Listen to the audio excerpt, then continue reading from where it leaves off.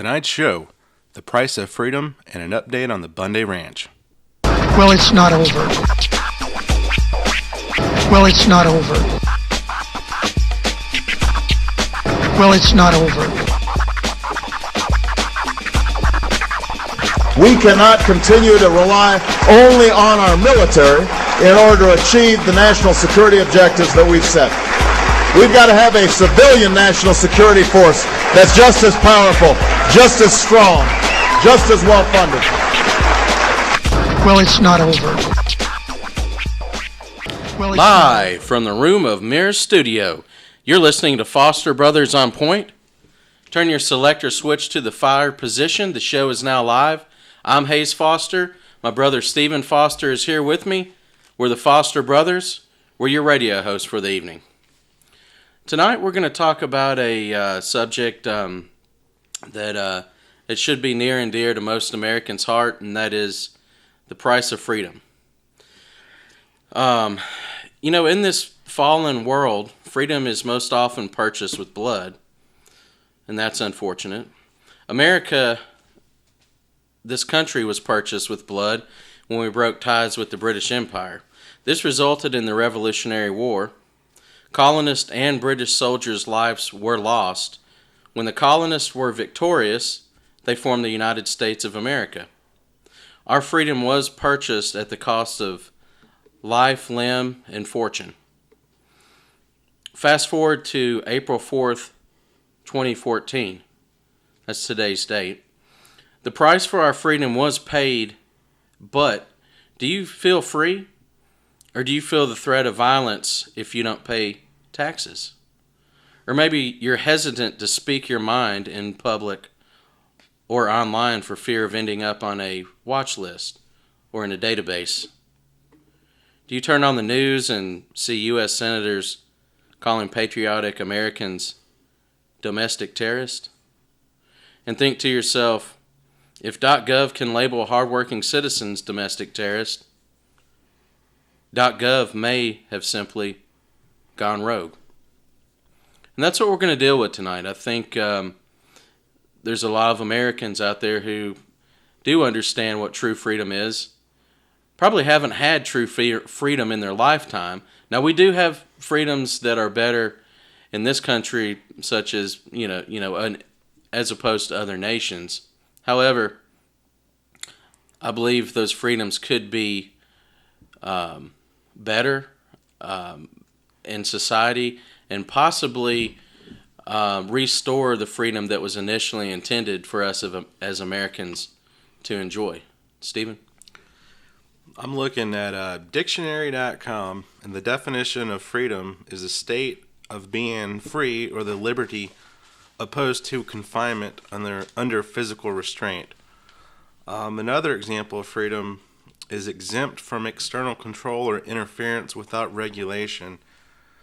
Another way to say this would be the power to determine action without restraint, political or national independence, personal liberty as opposed to bondage or slavery. And this is what the dictionary explains it as.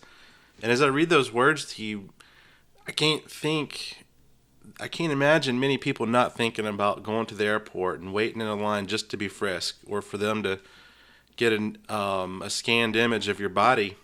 And if you're a female, I'm sure those TSA agents are really enjoying those images. Yeah, or if you opt out of the full body scan, they put their rubber glove on or latex glove and, fondle your genitalia and smile at you and say things like, "Have you been through this before?" It's really a shame because if that's your definition of freedom, you might be in the wrong country at this point. And when I think of freedom, I think about when your family went west and established land and had cattle grazing on land, and the federal government came in and began to take back land and try to negotiate to take your land, and you had grazing rights to some land to raise your cattle on. And then finally in 2014, they come in with guns. Was it 200 or 400 men they came in with, armed men, to seize this guy's cattle and to shoot them, execute the bulls, and bury them in the desert. Yeah, and what we're talking about, if you've missed any of our previous episodes or you're just not in tune what's going on, we're talking about Cliven Bundy and his family in the Nevada and the BLM initial siege. Unexpectedly, hundreds of patriots showed up to protest, some armed, some not armed, and we thank them for showing up because we probably avoided another Waco or Ruby Ridge or a similar type situation where, people have to be stomped down and the jackboot has to hit the neck so they can show that they're still in control in this country, even though one thing I think that they forget is government is always has to understand that if it's a relationship, it's two ways. Government can't exist without the consent of the governed, and that's like 1 + 1 = 2. That's not a complicated thing. If the people in this country ever decide that their government has possibly gone rogue, there's really not a damn thing they can do about it governmental wise, except, if they want to kill some of their citizens off or label them as domestic terrorists, they could do that. Unfortunately, I believe that would start a chain of events that no one in their right mind would really want to see play out. And I think you all know what that could end up as: a second Revolutionary War. And that could have repercussions. Well, let's just say this. If those events do come to fruition, your family, your lifestyle will never be the same. And it brings me back to the Declaration of Independence on July 4th, 1976, and I'm just going to read a short excerpt out of it. That whenever any form of government becomes destructive of these ends, it is the right of the people to alter or abolish it, and to institute new government, laying its foundation on such principles and organizing its powers in such form as to them shall seem most likely to affect their safety and happiness. So that just says when this country was founded, they were casting off the British rule at that point, and it wasn't for no reason. It wasn't just about taxes. It was because British troops would show up at people's houses and say, hey, you know what, we're sleeping in your house tonight, and there's nothing you could do about it. There was, like it says, a long train of abuses, and I'll read that part of the Declaration of Independence also. But when a long train of abuses and usurpations, pursuing invariably the same object, evinces a design to reduce them under absolute despotism, it is their right, it is their duty, to throw off such government and to provide new guards for their future security. And what I find interesting is you always hear, people, in college or professors saying, the Constitution's very complicated, the Bill of Rights is very complicated, the Declaration of Independence is very complicated. All these founding documents being complicated, I don't find them very complicated myself. It seems like they're written in very plain English, such as the Bible is written in very plain language also. What do you think, Stephen? You're right. I think the Constitution clearly lays out what our founding fathers were thinking. You look at their letters to one another when they were drafting this document up, and you know exactly what they were coming from. And they were coming out of, tyrannical government. That was the British rule. And, they were at the perfect opportunity, being the 13 colonies, to break free. And they did, and they've created a phenomenon that probably hadn't occurred in maybe history. We might be sitting in such a unique spot. It's just amazing that we had the ability to have freedom for a period of time. And, with the implementation of the IRS and, the money system, the bankers, they've come back over and they've infiltrated our nation from within via banking, via entering into the government system. We're not what we were. When you have corporations that write their own tax code, such as General Electric, you have to say to yourself, they're not the only ones that are, sending tax lawyers over and writing tax code. There's other, corporations that are doing this. When you have the Federal Reserve, which is a central bank, controlling currency, and by the way, that from what I understand, the Department of Treasury is supposed to be in control of money, but after the 1913 Federal Reserve Act of 1913, you have a group of private bankers that are now issuing currency and simultaneously devaluing the money that we call a dollar. We're definitely, like I said, you can sit there and listen to Lee Greenwood all day, proud to be an American, and get into that, and maybe it brings a tear to your eye, or maybe when you watch 4th of July fireworks, it brings a tear to your eye. That's great. That's really that's a special moment. But when you understand that your government not only has threat of violence over you for things like paying taxes, and I'm not talking about breaking the law. I'm not talking about someone going out and murdering or things like that. I'm talking about simple things, the things that ring true that the colonists were going through when they broke away from the British Empire. Now they've resurfaced, and I'm not going to blame any particular generation. I believe this incremental, slow erosion of individual rights has happened over a period of time. It's not your grandfather's or your great-grandfather's fault. Maybe they should have stood up in their lifetime and, maybe made some changes or petitioned their government or did what they had to do to maintain that particular freedom, whichever you're talking about, whatever freedom, whether it's freedom of speech, Second Amendment rights, firearm rights. I'm not on the air to play the blame game. I'm just saying we're here in 2014. This generation is going to have to deal with it. I'm going to have to deal with it.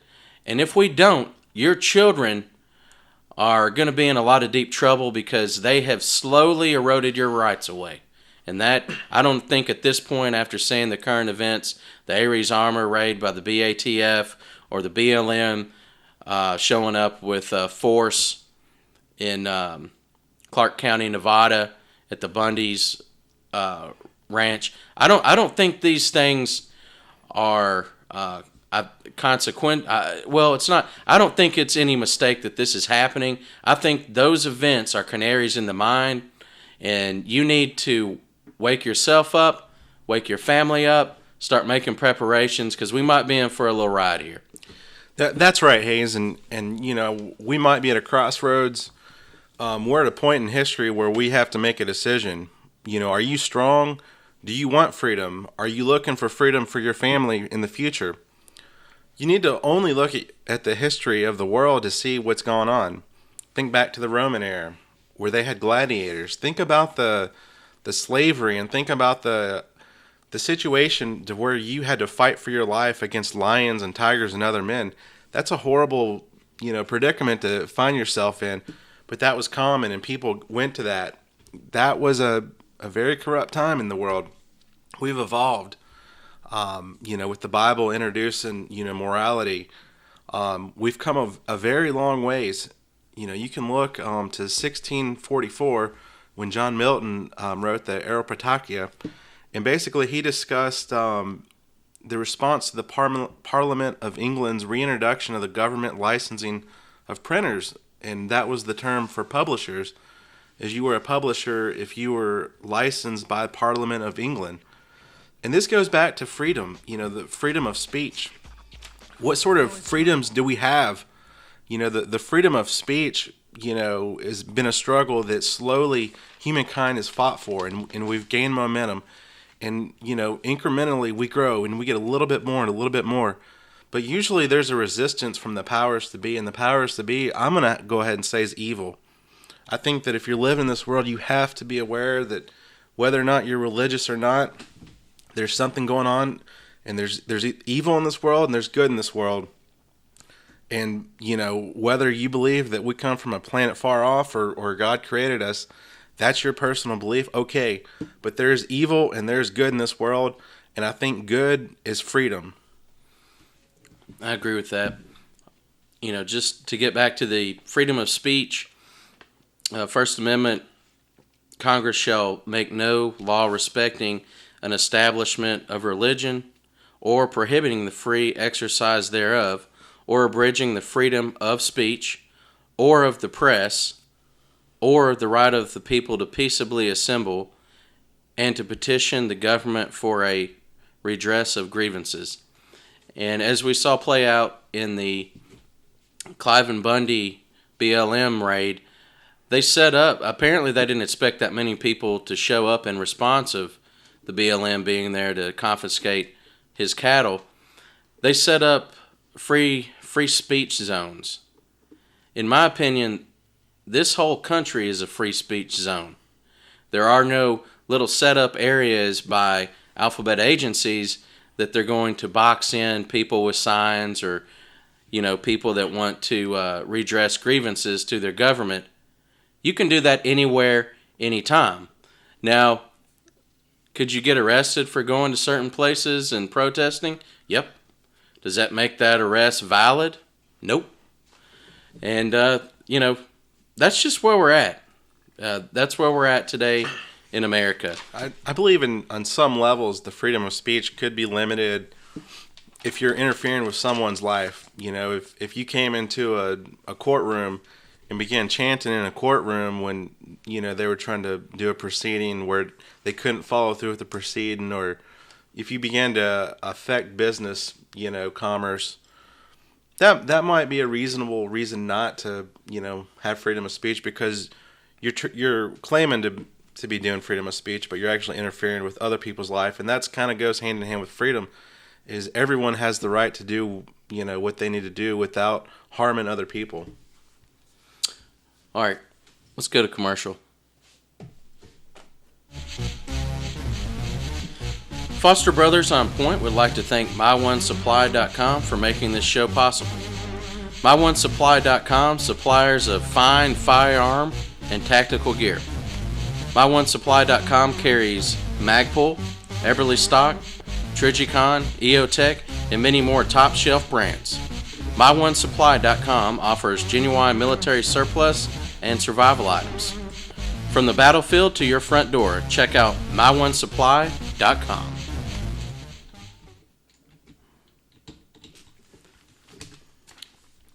Stephen, we were just talking about the price of freedom, and what are you as an individual out there willing to pay for freedom? We know that the founders of this country were willing to, pay their lives, their fortunes, and their sacred honor. But looking at what's going on, our leadership that we have in this country, the constant war on the middle class, whether it's a progressive tax system, which Karl Marx and Engels would be, just ecstatic to see, because that's part of one of the planks of the Communist Manifesto. So I'm sure they're not rolling over in their grave. They're probably applauding from the grave, watching what these tyrannical leaders are pushing upon the citizens of this country. That's right. I think there's probably, three types of people out there. There's the type that are extremely liberal, the in-betweens, and then the conservatives, or the ones that are searching for freedom and trying to get all of our freedoms back that have been taken from us, and see what humanity can do if mankind can have the freedoms that we were put on earth to have. The ones that are extremely liberal, I've noticed, Hayes, would be someone like a Harry Reid. Have you noticed how effeminate he is, Hayes? Yeah, Harry Reid does talk with a little bit of a lisp, I've noticed. And, I don't know. The guy, he's a clown. As far as I'm concerned, he calls Americans who stand up for an American like Clive and Bundy and his family that are being oppressed by Alphabet Agency or .gov agency. He calls them domestic terrorists. Think about the nerve of that. He's basically saying, oh, because you question the supreme authority of .gov, you're a domestic terrorist. What kind of garbage is that? Well, what I'm going here, Hayes, is I'm just getting tired of all these liberals that are so effeminate. Like, when I'm out in public and I see someone extremely effeminate, men were meant to be masculine, strong, work out, whether they're on the farm or whether they're hitting the gym in the city. That's what a man is. You can look at someone that's real effeminate and real fragile and talks real silly like Harry Reid, and if you happen to end up in a conversation with someone, like if it's one of your neighbors across the street and they look real effeminate, they're probably liberal. I mean, it's just from my personal experience, it's almost 100% across the board. Why is that? Well, I can tell you, I'm pretty sure that, everyone talks about the war on women. I think there's been a war on testosterone. I think that, and I'm sure you guys remember back in school, there might be a bully, and if the person being bullied actually stood up for themselves and, actually fought the bully, what did they do? They suspended both of them. So basically that's what you call social engineering from the public school system. They were shown, because you stand up for yourself and you're not getting your lunch money stolen or pushed around or slammed into a locker, oh, well, you stood up for yourself, well, you're suspended too. What kind of garbage is that?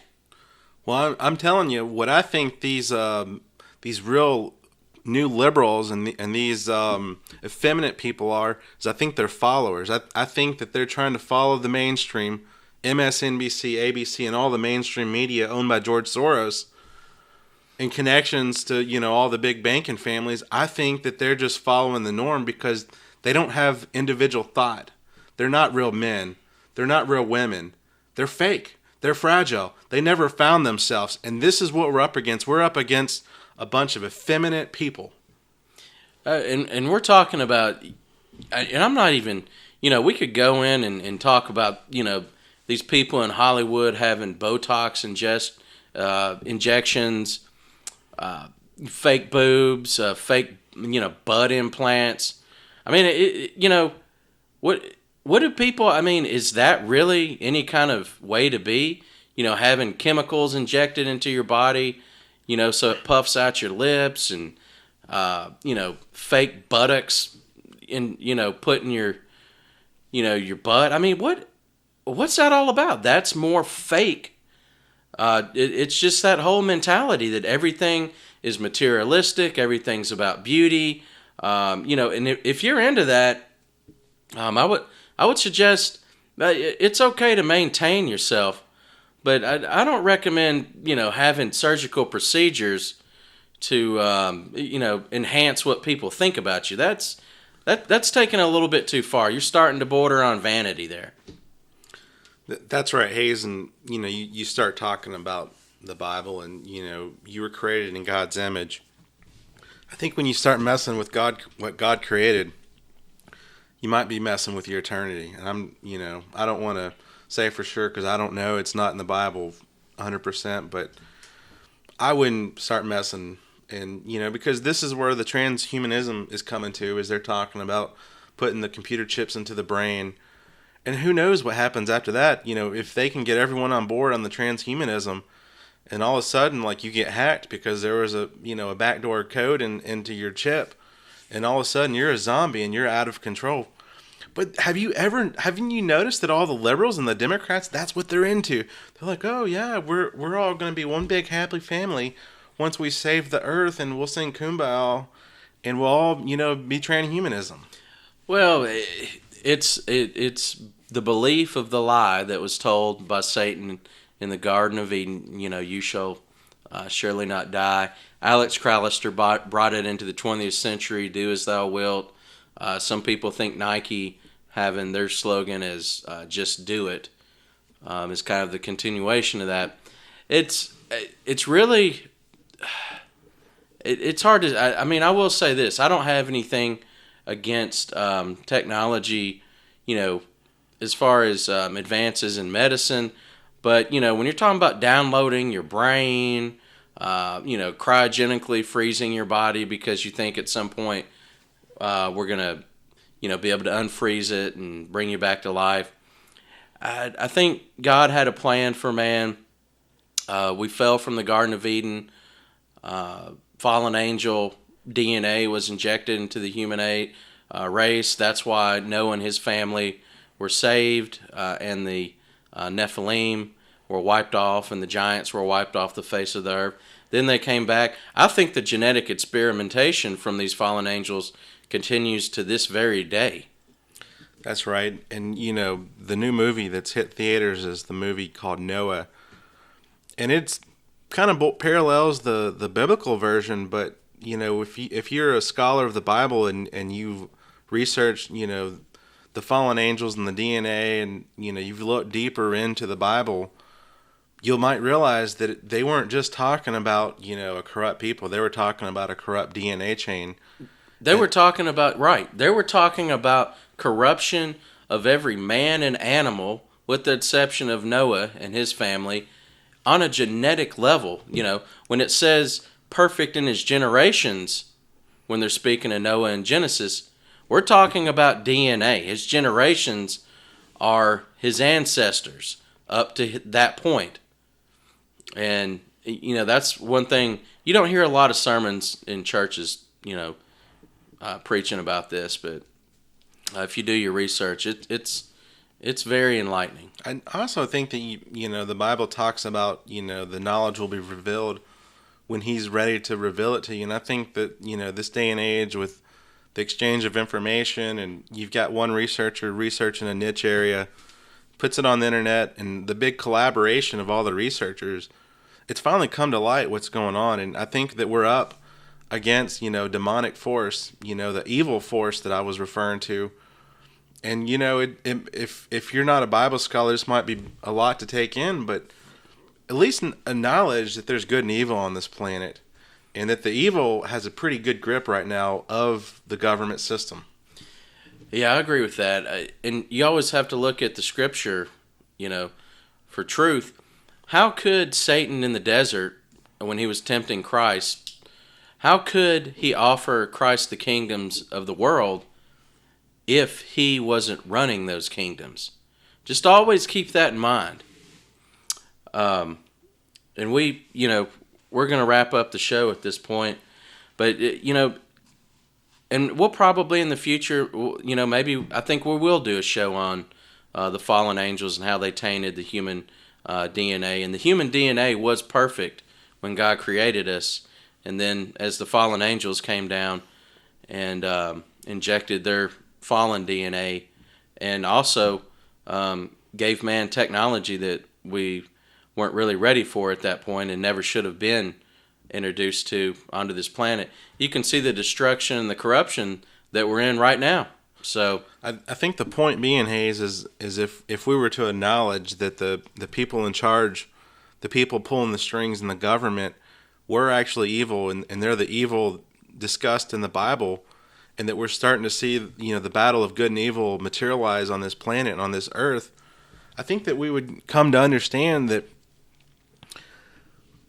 how real this is becoming. You're right, and we're going to wrap the show up at this point, but we appreciate everybody who's listening, and God bless, and keep this country in your prayers. Well, it's not over. Well, it's not over. Well, it's not over. We cannot continue to rely only on our military in order to achieve the national security objectives that we've set. We've got to have a civilian national security force that's just as powerful, just as strong, just as well funded. Well, it's not over.